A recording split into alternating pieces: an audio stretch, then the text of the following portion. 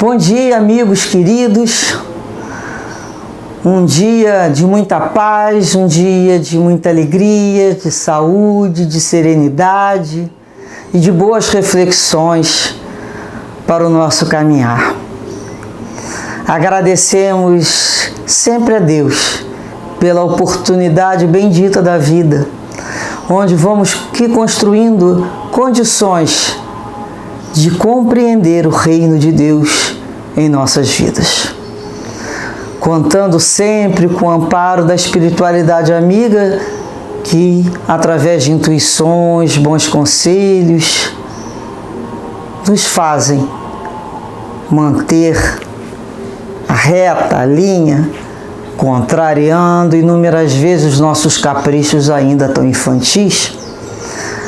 Acima de tudo, ao nosso Mestre Jesus, o meigo Rabi da Galileia, que nos ofertou essa oportunidade de crescimento com o seu Evangelho de amor.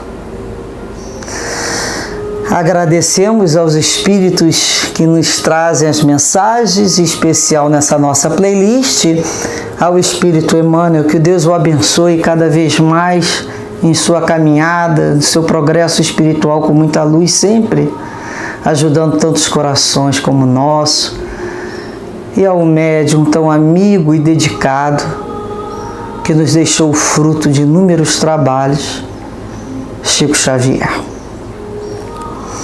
A nossa lição de hoje, escolhida, é a mensagem de número 73, que tem como título Falatórios. E Emmanuel nos traz aqui já a carta de Paulo, a de número 2 a Timóteo, capítulo 2, versículo 16, em que diz: mas evita os falatórios profanos, porque produzirão maior impiedade. Poucas expressões da vida social ou doméstica são tão perigosas quanto o falatório desvairado, que oferece vasto lugar aos monstros do crime. A atitude religiosa e científica ha descoberto numerosos fatores de desequilíbrio no mundo, colaborando eficazmente por extinguir-lhes os focos essenciais. Quanto se há trabalhado, louvavelmente, no combate ao álcool e à sífilis.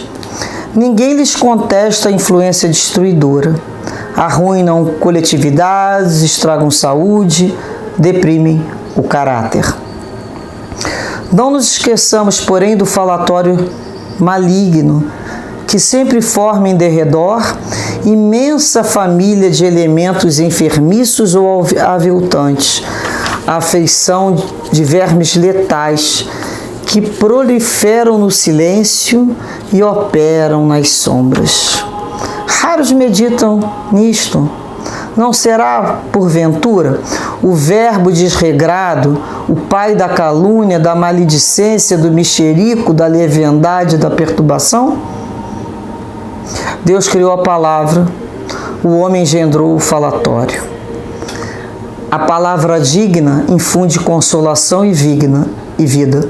A murmuração perniciosa propicia a morte.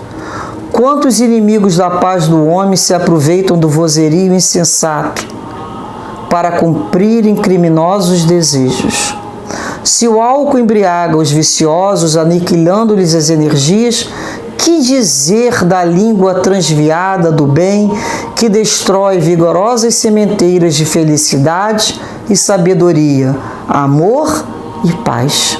Se há educadores preocupados com a intromissão da sífilis, por que indiferença alusiva aos desvarios da conversação? Em toda parte a palavra é índice da nossa posição evolutiva, indispensável aprimorá-la, iluminá-la e enobrecê-la. Desprezar as sagradas possibilidades do Verbo, quando a mensagem de Jesus já está brilhando em torno de nós, constitui ruinoso relaxamento de nossa vida diante de Deus e da própria consciência. Cada frase do discípulo do Evangelho deve ter lugar digno e adequado. falatório é desperdício. E quando assim não seja, não passa de escura corrente de venenos psíquicos, ameaçando espíritos valorosos e comunidades inteiras. Olha o poder letal, né, que ele já nos traz aqui sobre os falatórios, os mexericos, essa conversa ruidosa. E ele começa, né, dizendo que tanto na atividade religiosa e científica descobriram numerosos fatores de desequilíbrio no mundo e buscam, né, tanto a ciência vai buscando combater os focos essenciais. Então, a gente vai lembrar aqui, ele lembra do combate ao álcool e à sífilis. A sífilis é uma infecção por bactéria, geralmente transmissível pelo contato sexual e a falta das suas prevenções para que isso não ocorresse. Isso matava, né? Como o álcool, ele fala aqui, né? Arruinou coletividade, estragando a saúde, deprimindo o caráter. Hoje nós temos, além desses problemas, o álcool ainda continua, temos as drogas, temos outros tipos de vírus por contágio e a ciência continua trabalhando para extinguir esse foco.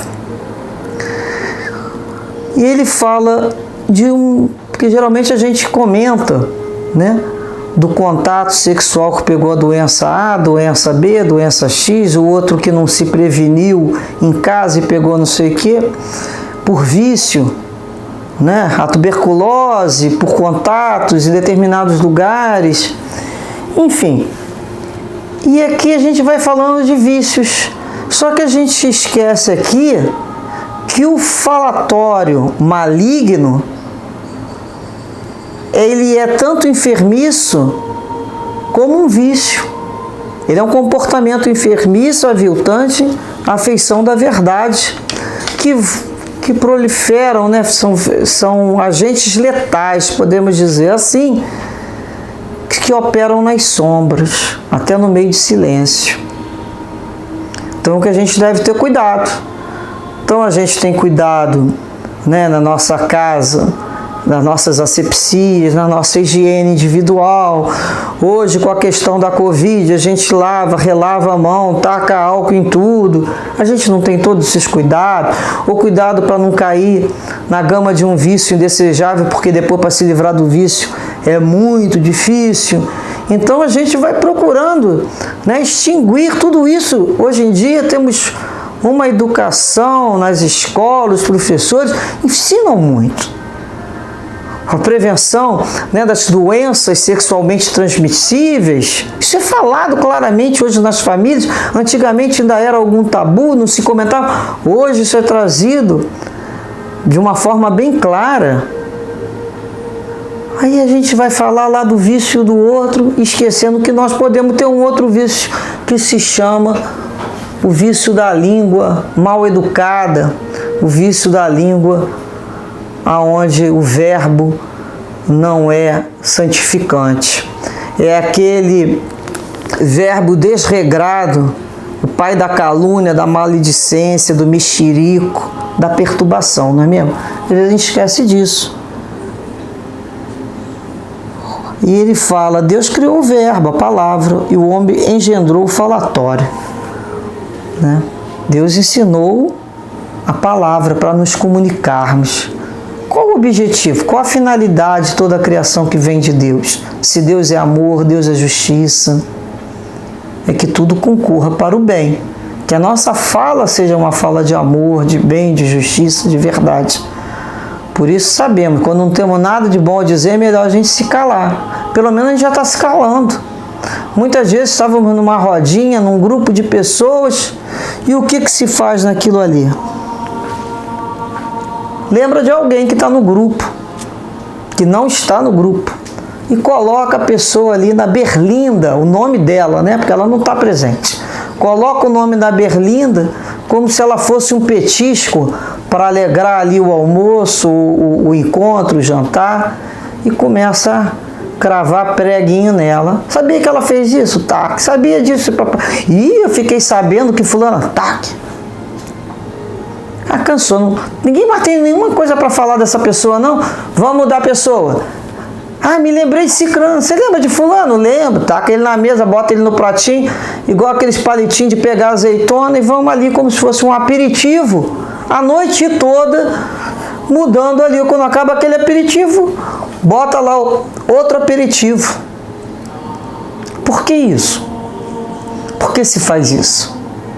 Projetamos no outro aquilo que se encontra em nós, porque aquilo chamou atenção. Geralmente temos dentro da gente mesmo aquilo que estamos falando do outro. Cadê? Que tipo de olhar é esse que fica pesquisando para, na hora da conversa, encontrar o ponto fraco para remedar o outro? Imitar como o outro fala, imitar como o outro anda. Que mente? Que mente ainda é essa? Já parou para pensar que vício? Encontra alguém e pergunta: e fulano, qual a novidade? O que aconteceu? Me conta aí daquela história dele. Ah, ele mora lá perto de você. E Cicrano, como é que tá? Daquela outra casa, não sei o quê. E aquela filha de fulano? E aí se vai engendrando. Olha, ninguém me falou não, tá? Então fala assim, ó, eu não vi, mas me disseram, fonte segura. Sabe fulano? Então. E aí? Olha a nossa responsabilidade aí. Olha quanta perturbação. Um vai ouvir, vai ficar ali, na cabeça dele pensando. O outro vai ouvir e naturalmente vai passar para um terceiro, para um quarto, para um quinto, e aquilo. E cada um que conta uma história aumenta um ponto, já são quase 50 pontos aumentados, aquilo não tem mais nada a ver com a verdade. Eu falei, vou vender o peixe como me venderam, sem passar pela peneira, né? O que você vai falar é útil? É verdadeiro? Você tem certeza? Vai fazer bem a alguém? Então, quantas falas dessa levaram casais à separação? Antigamente era a carta anônima, né? Nesses livros antigos, romanos, alguém mandava uma carta anônima e denunciava. Depois foram os telefonemas anônimos. Hoje é o disse-me-disse, ali alguém viu, alguém falou. Uma pessoa coloca, se expõe, uma coisa que ela não tem certeza numa rede social sobre alguém. Essa pessoa vai ser perseguida por uma comunidade para sofrer uma sanção social. Por um ato leviano. Olha a responsabilidade de quem criou a situação. E para desdizer o que falou? Então ele nos fala aqui que se for uma palavra digna, a gente vai estar levando outro consolação, esperança. Meu amigo, pensa assim, não. Vamos ter esperança, vamos pensar em Deus. Vamos entregar essa dor aí a Deus se a gente não está sabendo resolver. Vamos fazer uma prece para ter mais resistência, resignação. Vamos pensar o melhor. Vamos buscar o que é bom, o que é saudável, o que é belo. Vamos fazer isso? E ele fala aqui mais, né? Quantos inimigos da paz do homem se aproveita desse vozerio insensato para cumprirem criminosos desejos. Os desejos são dele. Mas ele se aproveita da fala do outro. Olha como é que a gente começa a se enredar com as tramas do mal, com as sombras. Então ele fala que se o álcool embriaga os viciosos, aniquilando. Que dizer da língua transviada do bem que destrói as sementeiras? Às vezes a pessoa está ali, né, começando a vida, tendo as suas dificuldades, e a gente, como uma antiga Polaroid, a gente vê um instante fotográfico. aquilo não representa a vida da pessoa. É um momento.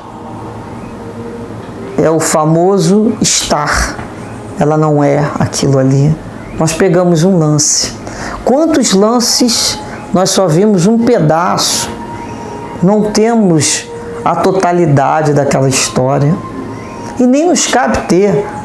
Cada vez mais eu falo assim, penso como o queridíssimo presidente do Leon Denis, Altivo Panfiro, já desencarnado, nos ensinava, quando ele falava assim, fulano falou, ó, se ele não quis me contar, é porque não queria que eu soubesse, então deixa pra lá. Ele cortava o assunto ali na base do mexerico. Sabe que fulano disse? Não, se ele não veio aqui me contar, porque ele não quer que saiba, vamos respeitar. E ali ele cortava. Porque isso é uma doença, essa curiosidade, essa ansiedade para saber de preferência os lances mais complicados de dor, isso é um vício de comportamento, isso é uma alimentação sombria. Porque se você começar a contar, puxa, hoje eu rezei, hoje eu meditei, olha, hoje eu percebi a graça na minha vida quando eu encontrei fulano, olha, hoje eu li uma página, fulano não vai te dar muita atenção não, tá bom, tchau. Agora chega e fala assim, menino, tem um bafo para te contar, uma história. Ih, você não tem ideia da história. Eu vou contar agora não, porque não dá tempo, eu estou atrasado. Mas que situação de ficar com o cabelo em pé. Olha que eu já vi coisa na vida, mas igual a essa, nunca. Cadê que outro fulano vai dormir? Já chegou em casa? Já está podendo falar? Conta. Como se fosse, deixa eu me preparar, olha, já estou de banho tomado, já estou aqui na minha cadeirinha esperando você telefonar, me preparar para ouvir isso tudo que você tem para me dizer. E aquilo é absorvido, sugado, aí o outro está contando a história, o outro, nossa, a imagem mental vai formando. Que é isso, hein? O que será o nome disso? Alimentando que tipo de vício? Olha o cuidado que nós temos que ter com a fala e do que criamos na mente do outro. Então, ele fala aqui que a palavra, em todo lugar, é índice da nossa posição evolutiva. Realmente, é a nossa assinatura espiritual, nossa palavra. Pelo que falamos, pelo nosso comportamento, o outro nos indicará pela nossa posição evolutiva. Nós estamos aqui desejosos de crescer com Cristo. Nós nos dizemos cristãos. Então, precisamos aprimorar e iluminar a nossa fala.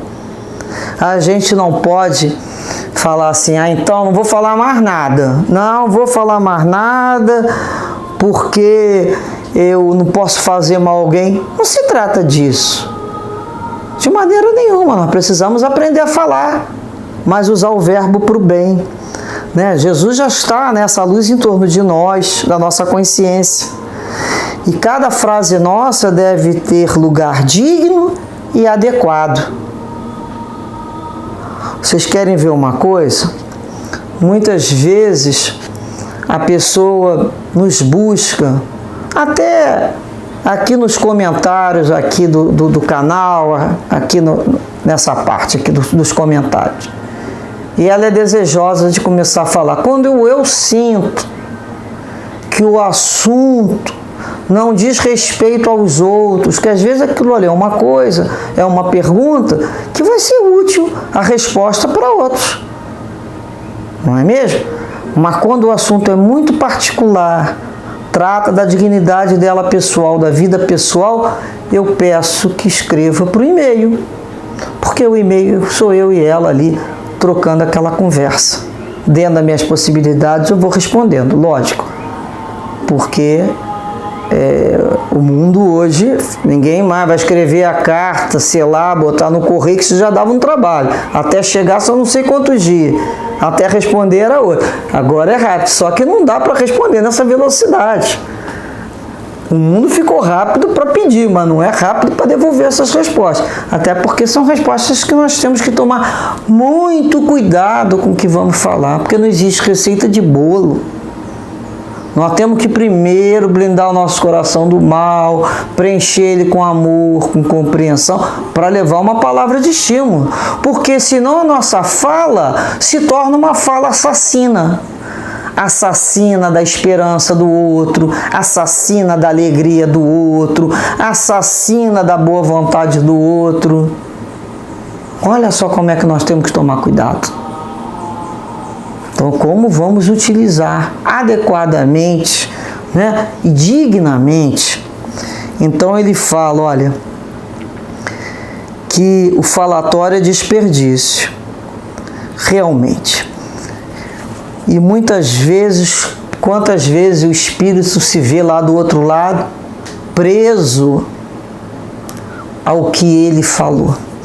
Falamos determinadas sentenças impensadas por hábito, que não paramos para hoje revisitá-las e nos algemamos a ela. Eu acho que todo mundo que é da categoria tal, é isso, aquilo, outro. Pronto, me algemei. Acho que... me algemei. Eu vou me algemando a opiniões que não são necessárias. Eu não fui chamada para ser testemunha de absolutamente nada, para algemar situações, até porque num determinado momento estamos de uma forma e depois em outra estamos em aprendizado. O nosso ser é um ser espiritual e nós somos co-participantes com Deus dessa obra que não está acabada. A importância dessa língua que vai construindo em torno dela. Até um companheiro aqui nosso do canal deixou um comentário muito interessante, e é verdade que se falava, né, antigamente, caveira, quem te matou? A língua. A língua matou. E a gente, né, lembra que uma palavra mal desperdiçada, mal colocada, é difícil depois ser... A gente fala, né? Palavra, o vento carrega e depois para trazer de volta não tem jeito não. A gente lembra de uma pessoa que não sabia que ela fazia tanta fofoca, que alguém foi explicar para ela. Vou te explicar qual o resultado da tua fofoca. Ela falou, mas quando eu descubro que eu estou errado, eu vou lá e peço desculpa. Aí a pessoa pegou um travesseiro cheio de plumas e penas, né? Levou a pessoa bem alto numa torre, pegou a tesoura, cortou aquele travesseiro e fez assim... Aquelas penas foram se espalhando, o vento levando. Aí a pessoa falou, vai lá e recolhe todas elas agora e traz de volta para montar esse travesseiro. Ou seja, não pode mais. Vão para lugar que a gente nem imagina. Então a nossa fala realmente é a nossa assinatura. Se tem ou não tem credibilidade. Que possamos dessa maneira, então, terminarmos lembrando da carta de Paulo aos Efésios, no capítulo 4, versículo 29, em que ele disse: não saia da vossa boca nenhuma palavra torpe, mas só a que for boa, para promover a edificação, para que dê graça aos que a ouvem. Que usamos e usemos as nossas palavras para promover a edificação e a graça ao Pai. Muitas bênçãos do Pai para todos nós, muito discernimento, muita consciência daquilo que falamos, daquilo que jogamos, com a certeza que teremos que recolher tudo aquilo que não for bom. Muita paz a todos. Graças a Deus.